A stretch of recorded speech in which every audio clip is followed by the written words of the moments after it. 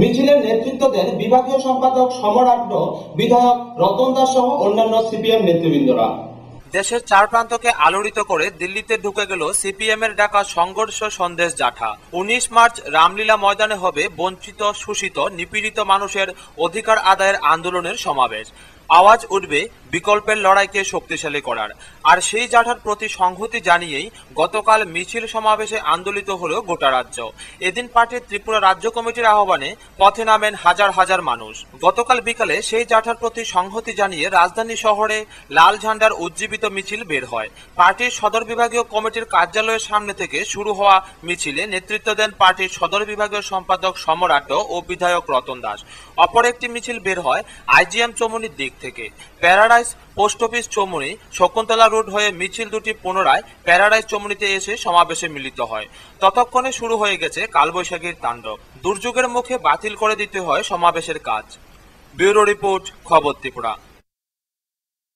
ফের আগুন কাঞ্চনপুরের নাইসিংপাড়া রিয়াং শরণার্থী শিবিরে। অবশ্য বড় দুর্ঘটনা থেকে রক্ষা পেয়ে যায় রিয়াং শরণার্থীরা। দমকলের দুটি ইঞ্জিন যায় ঘটনাস্থলে। দমকল ও শরণার্থীরা মিলে আগুন নিয়ন্ত্রণে আনে।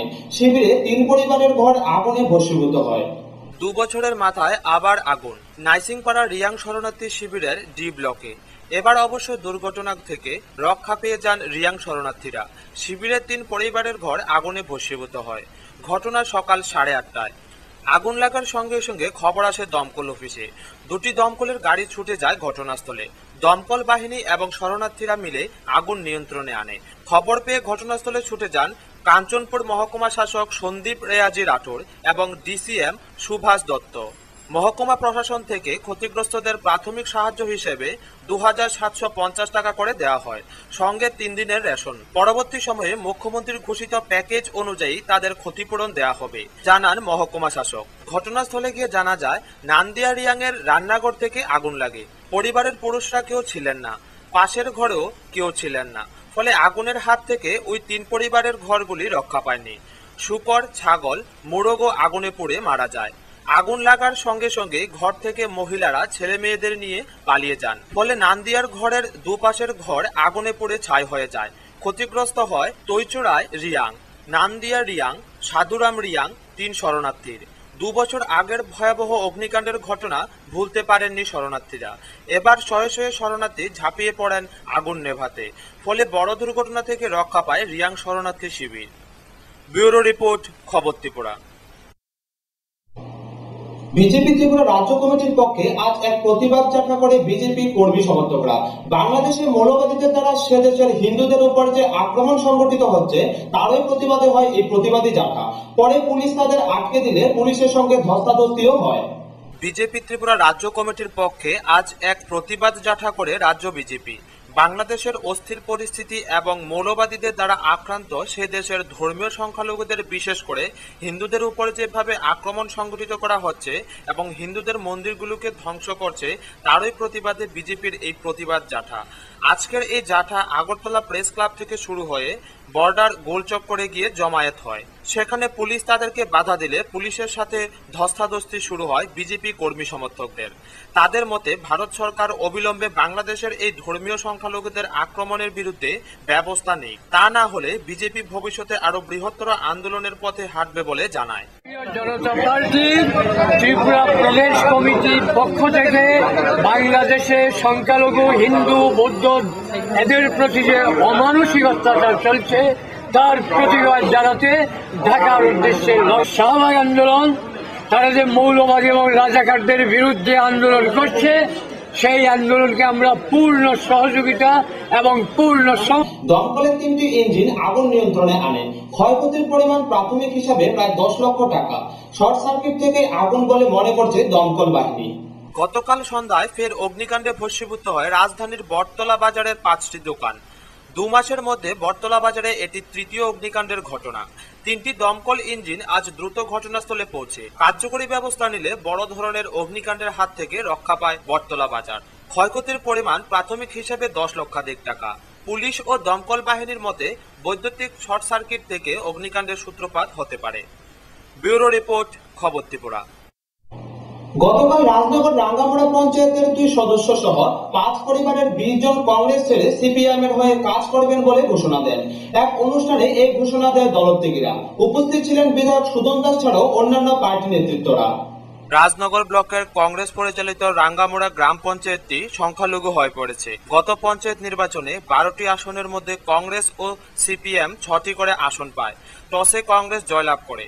গতকাল 2 এবং 4 নং ওয়ার্ডের কংগ্রেসের 2 সদস্য যথাক্রমে সৈয়দ মিয়া ও জলফু মিয়া দলত্যাগ করে সিপিএম এ যোগ দেয়। এত বছর কংগ্রেস করছি, এখন ভালো লাগে না, সিপিএম করবো। আশা করি সমস্যা হবে না। বামপন যা করেছে ভালোই লেগেছে। দেখছি সিপিএম নীতিগতা মনের নীতিও ভালো আছে, আর আইন কারণও ভালো আছে, আর বিচারটাও ভালো আছে। সিপিএম একটু মান সম্মান দিতে যে মানুষের এই জন্য চলে এসেছে। দেখছি কোনো সুযোগ সুবিধা এটার ভিতরে নাই। আমি দেখছি যে আমরা বামফ্রন্টের ভিতরে সুযোগ সুবিধা ভালো, কাজও ভালো, মনে করো ব্যবহারও ভালো। এই জন্য আমরা দল ছাড়া দিকে ত্যাগ করে আমরা সিপিএম যোগ দিয়েছি। দলত্যাগ অনুষ্ঠানটি হয় রাঙ্গামুড়া পঞ্চায়েতের মাঠে। পঞ্চায়েতের 2 সদস্য সহ 5 পরিবারের 20 জন সদস্য কংগ্রেস ছেড়ে সিপিএম এ যোগ দেয়। বিধায়ক সুদন দাস সহ স্থানীয় নেতৃত্বরা দলত্যাগ অনুষ্ঠানে উপস্থিত ছিলেন। সেই কর্মসূচিতে আপনারাও যাতে শরীর হতে পারেন তার উদ্যোগ আপনারা গ্রহণ করবেন। গোটা ভারতবর্ষে বামফ্রন্টের শক্তিকে আরো বেশি বাড়ানোর জন্য, শক্তিশালী করার জন্য বিজেপির নেতৃত্বে বাবরি মসজিদ ভাঙার জন্য গভীর ষড়যন্ত্র। এই ষড়যন্ত্র কেন তারা কংগ্রেস দল তার সিদ্ধান্ত দিয়ে করে যে এত বড় হিন্দু ধর্মের একটা আবেগ সৃষ্টি হয়েছে। আমরা যদি এখন বাধা দিই, কোন হিন্দুরা আমাদের সঙ্গে থাকবে না, ভোট দেবে। ভোটের ভয়ে বাবরি মসজিদকে বলি দেওয়া আইন কোন কিছু একটা নির্দেশ তৈরি করে যে বাবরি মসজিদের উপর যেন কেউ একটা আসন না দিতে পারে। ব্যুরো রিপোর্ট, খবর ত্রিপুরা। মানবতা বিরোধী রাজাকারদের ফাঁসির দাবিতে উত্তাল বাংলাদেশের নতুন প্রজন্মের প্রতি সংহতি জানিয়ে কমলপুর মহকুমার মানিকভান্ডার বাজারে বিশাল পদযাত্রা করল এসএফআই কমলপুর বিভাগীয় কমিটি। শাহবাগ আন্দোলনের ঢেউ রাজধানীর শহর সংলগ্ন এলাকা ছড়িয়ে মহকুমা প্রত্যন্ত অঞ্চলে ছড়িয়ে পড়ল। মানবতা বিরোধী রাজাকারদের ফাঁসির দাবিতে উত্তাল প্রতিবেশী দেশের নতুন প্রজন্মের ভাবনার প্রতি সংহতি জানিয়ে কমলপুর মহকুমা মানিকভান্ডার বাজারে বিশাল পদযাত্রা করল এসএফআই কমলপুর বিভাগীয় কমিটি। দুপুর 12টা নাগাদ মানিকভান্ডার অঞ্চলের এসএফআই ছাত্রছাত্রীরা পোস্টার প্লে কার্ডে সুসজ্জিত হয়ে মানিকভান্ডার বাজারে পদযাত্রা শুরু করে।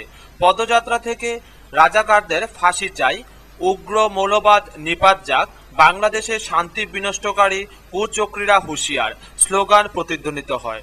পদযাত্রা শেষে মানিকভান্ডার কমিউনিটি হলে এসএফআই বিভাগীয় কমিটির উদ্যোগে এক কনভেনশন অনুষ্ঠিত হয়।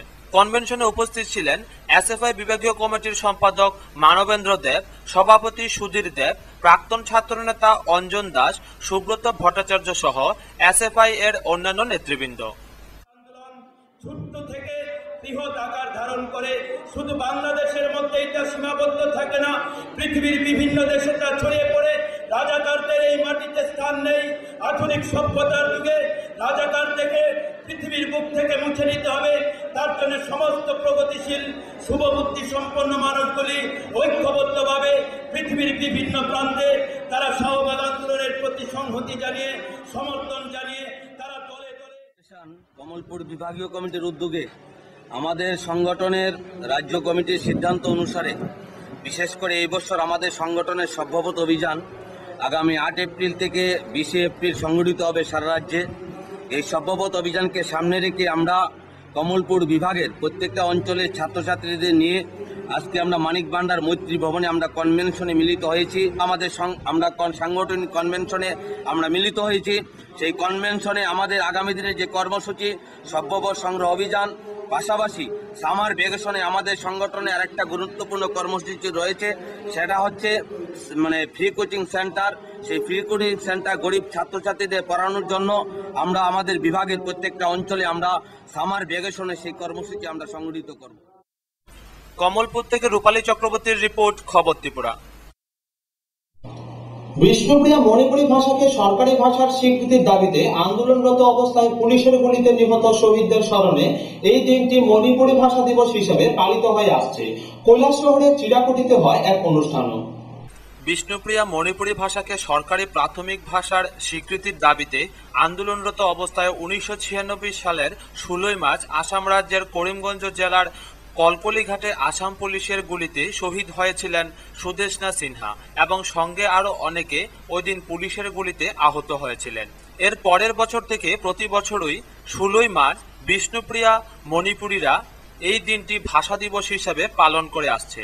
এরই অঙ্গ হিসেবে 18 বছর ধরে প্রতি বছর কৈলাসহরে চিরাকুটিতে ভাষা শহীদ সুদেষ্ণা নিংসিং সমিতি এবং সাচা ক্লাবের যৌথ উদ্যোগে সুদেষ্ণার স্মৃতিতে বিভিন্ন অনুষ্ঠান করে থাকে। এবারও শহীদ বেদিতে মাল্যদান করা হয়।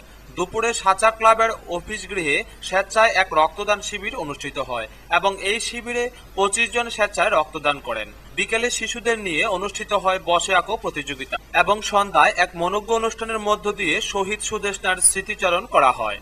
এই অনুষ্ঠানে উপস্থিত ছিলেন প্রমোদিনী সিনহা, প্রধান অতিথি হিসেবে ছিলেন অধ্যাপক বরুণ কুমার সিনহা। এছাড়াও শহরের বিশিষ্ট কবি সত্যজিৎ দত্ত, বিভাত্রী ধাম সহ আরও বিশিষ্ট কবি সাহিত্যিকরা উপস্থিত ছিলেন। অনুষ্ঠানে প্রমোদিনী সিনহা এবং অধ্যাপক বরুণ কুমার সিনহাকে সংস্থার পক্ষ থেকে সংবর্ধনা দেওয়া হয়। আজকে আমাদের অনুষ্ঠান শুরু হয়েছিল সকাল 8টা থেকে। 8টায় আমরা এখানে শহীদ বেদিতে পুষ্পার্ঘ্য অর্পণ করি। তারপর সাচা ক্লাব তাদের প্রচেষ্টায় এখানে রক্তদান শিবির প্রতি বছরের মতো হয়েছে। রক্ত দিয়েছে 25 জনের মতো ছেলে মেয়ে এখানে রক্ত দিয়েছে। প্রতিযোগিতা করেছি ছোট বাচ্চাদের এখন এই মুহূর্তে আমরা আমাদের মূল অনুষ্ঠান যেটা স্মরণ সভা, এই সভায় আমরা সম্মানিত করব সেদিনের যারা গুলিবিদ্ধ হয়েছিলেন, তাদের মধ্যে যারা বেঁচে